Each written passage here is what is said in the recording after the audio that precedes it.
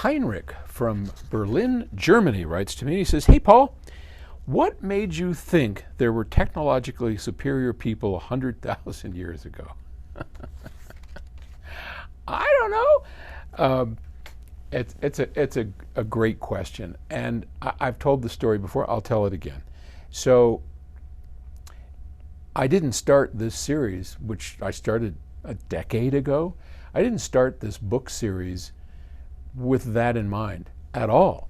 In fact, the book series, Emians, was a single book at the time called The Carbon Wars, and it was all about fusion, about a group of people who were committed to developing fusion, which I've tried to explain before. Fusion, there's two kinds of ways to get energy from atoms.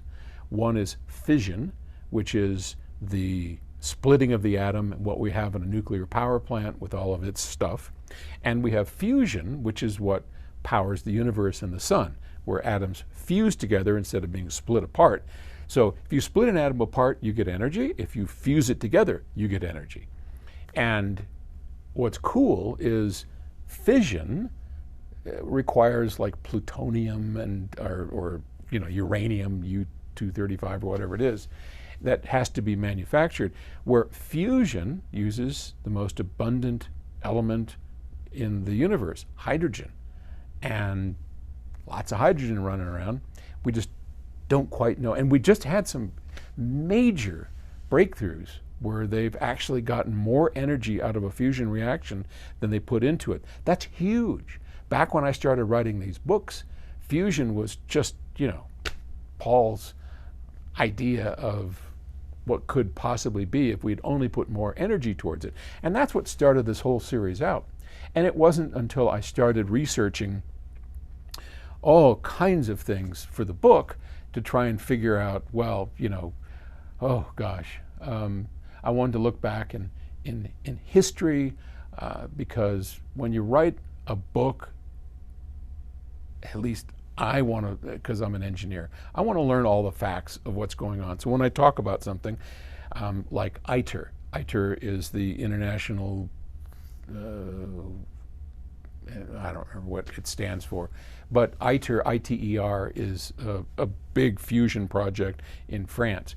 And I wanted to look up all of that, and it inevitably takes you back in time to when, a long time ago, when people started thinking about fusion and blah, blah. Okay, so that's how all of this started.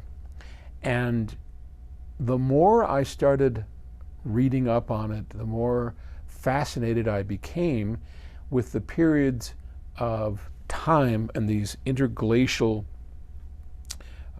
changes, where every 100,000 years we go from a period of glaciers to a period of warming, which we are currently in right now. You'll notice there's not a glacier outside your door, right?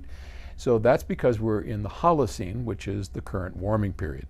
And we think that 12,000 years ago, when that first came aboard and the glaciers melted, that for some reason these people, us, decided, hey, look at this.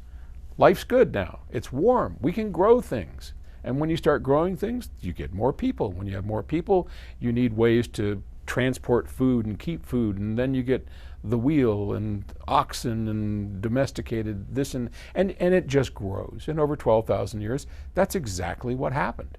Well, the people, our ancestors, our direct ancestors, people just like you and me, Homo sapiens, had the same experience 100,000 years ago during what's called the Emian. Same thing happened.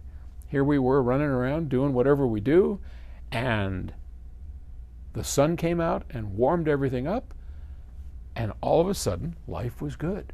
Why wouldn't they, anatomically identical to us, have done exactly the same thing?